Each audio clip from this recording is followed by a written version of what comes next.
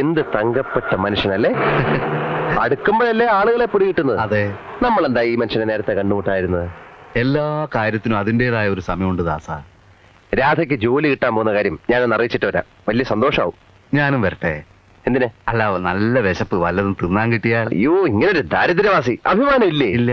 എന്നാ വാ. ബാലേട്ടാ, അത് വെറുതെ മനുഷ്യനെ തൊന്തരപ്പെടുത്തല്ലേ ബാലേട്ടാ. വേറൊരു ആശ്രയം ഇല്ലാത്തോണ്ടാ. അച്ഛൻ മരിച്ചേ പിന്നെ സ്ഥിതിയൊക്കെ വളരെ മോശമായി. എന്നെ പഠിപ്പിക്കാൻ വേണ്ടി ഉണ്ടായിരുന്ന കിടപ്പാടം വരെ അമ്മയ്ക്ക് വിൽക്കേണ്ടി വന്നു.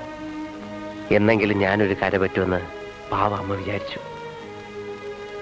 ബാലേട്ടനറിയോ, ഞങ്ങളുടെ അകന്ന ബന്ധത്തിൽപ്പെട്ട ഒരു വീട്ടിൽ അനാഥയെ പോലെ കഴിയാൻ എൻ്റെ അമ്മ. അറബിക് കഥകളിലെ രാജകുമാരനെ പോലെ ഒരു ദിവസം പൊന്നും വാരി ഞാൻ അവിടെ ചെല്ലുമെന്ന അമ്മയുടെ വിചാരം. മടുത്ത് ബാലേട്ട. വലിയ ബംഗ്ലാവും കാറും ഒന്നും ഒരിക്കലും ഞാൻ സ്വപ്നം കണ്ടിട്ടില്ല. ഒരു ചെറിയ ജോലി. വയസ്സായ അമ്മയ്ക്ക് കുഴമ്പ് ഉരട്ടി കുളിക്കാനുള്ള കാശെങ്കിലും എത്തിച്ചു കൊടുക്കണമെന്നുണ്ട്. അത്രയുള്ള എൻ്റെ ആശ.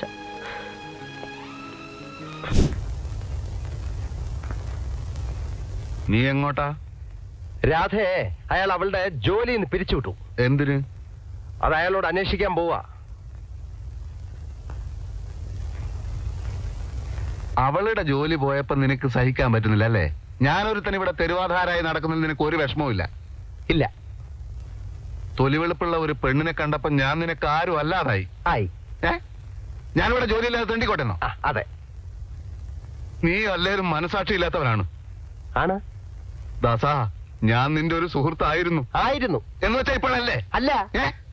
Bad workers blame their tools എന്ന് ഇംഗ്ലീഷിലൊരു ചൊല്ലുണ്ട്. അതുകൊണ്ട് സ്വന്തം കഴിവുകേട് മറയ്ക്കാൻ ഉപകരണങ്ങളിൽ പഴിചാരുക. കൈയക്ഷരം മോശമായതിന് പേനയെ കുറ്റം പറയുക. മരം വെട്ടറിയാത്തതിന് കോടാലിക്ക് തെറി വിളിക്കുക. ജോലി സ്വന്തമായിട്ട് അന്വേഷിച്ച് കണ്ടുപിടിക്കണം. അത് നന്നായി. പെട്ടെന്നൊരു കല്യാണം വന്നാ തുണി അലക്കി അലക്കി അലക്കി എനിക്ക് കല്യാണം കഴിക്കാൻ പറ്റാത്ത അവസ്ഥയാവും. പക്ഷെ പെട്ടെന്നൊരു കല്യാണം നടക്കും. എന്റെ എടോ, കല്യാണം കഴിക്കണമെങ്കിൽ മിനിമം താലി കെട്ടാനുള്ള ആരോഗ്യമെങ്കിലും വേണം. മിനിമം ഒരു പെണ്ണിനെയൊക്കെ താലി കെട്ടാനുള്ള ആരോഗ്യം ഈ ശരീരത്തിനുണ്ടോ? ഇല്ലെങ്കിൽ അവൾ എന്നെ പ്രേമിക്കോ? ദൈവമേ, ഈ ശരീരത്തിനോടും പ്രേമോ? അതേടാ, മേരാ പ്യാരി സോനാരെ. സോനാര് അതായത് എന്ന് പറഞ്ഞ തങ്കമേ. ഓ, അപ്പൊ തങ്കമ്മേതാ പെണ്ണിന്റെ പേര്? തങ്കമ്മ എന്നല്ലടാ പോത്തെ. ആ, തങ്കമേ സോനാരെ. ഇന്ന് വരെ ഒരു പെണ്ണും എന്നെ തിരക്കി ഇവിടെ വന്നിട്ടില്ല. അതിനെ ആണുങ്ങളെയല്ലേ പെണ്ണുങ്ങൾ അന്വേഷിച്ചു വരുന്നത്. വരും വരും, ഇനിയും വരും. ഒടുവിൽ അവരെല്ലാരും കൂടി ഇവിടെ കയറി താമസിക്കും. മത്തായിട്ടം പെരുവഴിയിലും ആവും. സൂക്ഷിച്ച് സംസാരിക്കണം. സൂക്ഷിക്കേണ്ടത് നീയാ. എന്റെ ജാതകത്തിലോട്ട് ഞാനൊരു കൊലപാതകയാവും. എന്റെ ജാതകത്തിലുണ്ടോ ഞാൻ ഒരു കൊലപാതകയെ കൊല്ലുമെന്ന്? ഒന്ന് മിണ്ടാതിരിക്കടാ. തലയ്ക്ക് സ്വൈര്യം തരില്ല എന്ന് വെച്ചാ മത്തായിച്ച ഇവനെ കൊണ്ട് വെള്ള പേപ്പറിൽ ഒപ്പിട്ട് വായിക്കണം. അല്ലെങ്കിൽ ഇവനെ അവകാശം സ്ഥാപിക്കും. മത്തായിച്ചേട്ടാ, ഞാൻ വാടക വന്നിട്ട് താമസിക്കുന്നത്. ഒഴിഞ്ഞ് മാറാൻ പറയുമ്പോൾ ഒഴിഞ്ഞെരിയും ചെയ്യും. വാടക തരാ താമസിക്കുന്നവന്മാരെയാ സൂക്ഷിക്കേണ്ടത്. ശരിയാ, ഞാൻ വാടക കൊടുക്കുന്നില്ല. പക്ഷെ ഞാൻ വെള്ള പേപ്പറിൽ എഴുതി ഒപ്പിട്ട് തരാം. വാക്ക് മാറിയാൽ മത്തായിച്ചിന് കേസ് കൊടുക്കാം, പോലീസിനെ വിളിക്കാം, എന്ത് വേണമെങ്കിലും ചെയ്യാം. വാക്ക് മാറുന്നവനല്ല ഞാനും. മത്തായിച്ചേട്ടാ, ഞാൻ ഒപ്പിട്ട് തരാം. എത്ര പേപ്പർ വേണമെങ്കിലും. എന്നാ നീ ഒപ്പിട്. നീ ഒപ്പിട്. നീ ഒപ്പിട്. നീ ഒപ്പിട്. രണ്ടുപേരും വെള്ളക്കടലാസിൽ എഴുതി ഒപ്പിട്ട് തന്നേക്ക്. അപ്പൊ പ്രശ്നം തീർന്നില്ലേ? എന്റെ മാതാവേ, ഇവന്മാരുടെ ഇടയിലിട്ട് എന്നെ ഇങ്ങനെ കഷ്ടപ്പെടുത്താണ്ട് ഇവന്മാരെ കുറച്ച് നേരത്തെ നിനക്ക് വിളിച്ചൂടെ? വിളിക്കോ? രാജാക്കണ്ണെന്നല്ല, അടിമക്കണ്ണെന്നാണ്. എടാ അടിമക്കണ്ണ, നീ എങ്ങനെയാടാ ഇവിടെ എത്തിയത്? അതൊരു ദുരന്ത ലവ് സ്റ്റോറിയാണ്. ലവ് സ്റ്റോറിയാ? അതെ, എനിക്കൊരു അമ്മാവന്റെ മകളുണ്ടായിരുന്നു. എന്റെ മുറപ്പെണ്ണ് മഹാലക്ഷ്മി. എനിക്ക് ഈ വിശപ്പിന്റെ അസുഖമുള്ള ആളാണേ. ഒരു ദിവസം അമ്മാവന്റെ വീട്ടിൽ ചെന്ന എനിക്ക് ഇച്ചിരി മീൻ കൂട്ടി ചോറിനൊന്നൊരു ആഗ്രഹം ഉണ്ടായിരുന്നു. എന്റെ ആഗ്രഹം സാധിക്കാൻ വേണ്ടി മാർക്കറ്റിൽ മീൻ വാങ്ങാൻ പോയതാ മഹാലക്ഷ്മി. ഒരു തമിഴിലോരിടിച്ച് മരിച്ച്. എന്നിട്ട് എന്ത് ചെയ്യാൻ? അമ്മാവന്റെ വീട്ടിൽ കുറച്ച് ഉണക്കമീൻ ഉണ്ടായിരുന്നു. അതുകൊണ്ട് ചോറിന്ന് ഞാൻ അഡ്ജസ്റ്റ് ചെയ്തു. ശാപം. പക്ഷെ മഹാലക്ഷ്മിയുടെ മരണത്തോടു കൂടി അമ്മാവൻ തളർന്ന് കിടപ്പിലായി.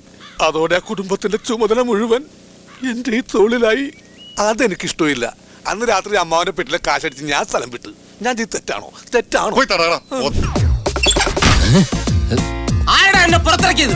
ആരാ എനിക്ക് ജാമ്യം എടുത്തത്? ഞാൻ 3 നേരം ഉണ്ട് സുഖമായിട്ട് അകത്ത് കിടക്കുന്നത്. ആർക്കാരാ സഹിക്കാത്തത്? എനിക്കാണ് സഹിക്കാത്തത്.